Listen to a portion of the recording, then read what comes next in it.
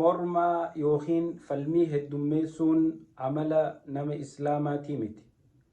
Namni islaamaa tokko hanga dandahetti akhlaaqa gaarii qabaachuudhaaf jecha nama mormii yookiin falmii irraa fagaatu. Rasuulli Rabbii sallallahu alayhi wasallam hadiisa isaanii qulqulluu keessatti akijaan namticha mormii irraa fagaate osoo haqarrallee jiraate an jannataaniif qabaafii jaan.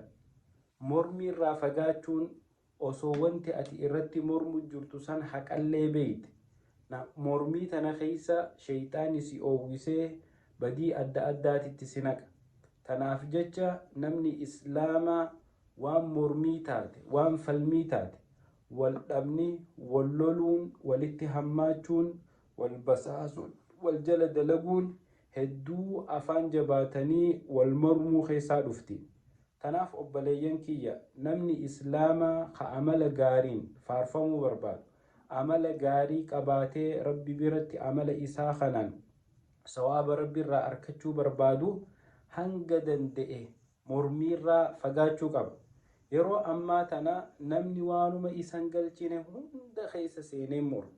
Dhimma siyaasaa haa taatu, dhimma biyyaa haa taatu, waan amantii haa taatu, waan mormitu san dura beekumsa gahaa irraa qabda obboleessa kiyya obboleetiiti. Ilmi namaa afaanuma wal goggoysuuf jecha waan adii tan osoo arkuu gurraatti hidhaasin jedha. Abaluun aarsaaf, abaluuniin lolaaf, lakkii abaluun injifadhaaf. Obboleeyyan kiyya mormii goggoyduu heddummachuun haqa fudhachuu diduudha. Haqarraa fagaachuu. Tanaaf waan hunda laaftuma laalii dhiisi.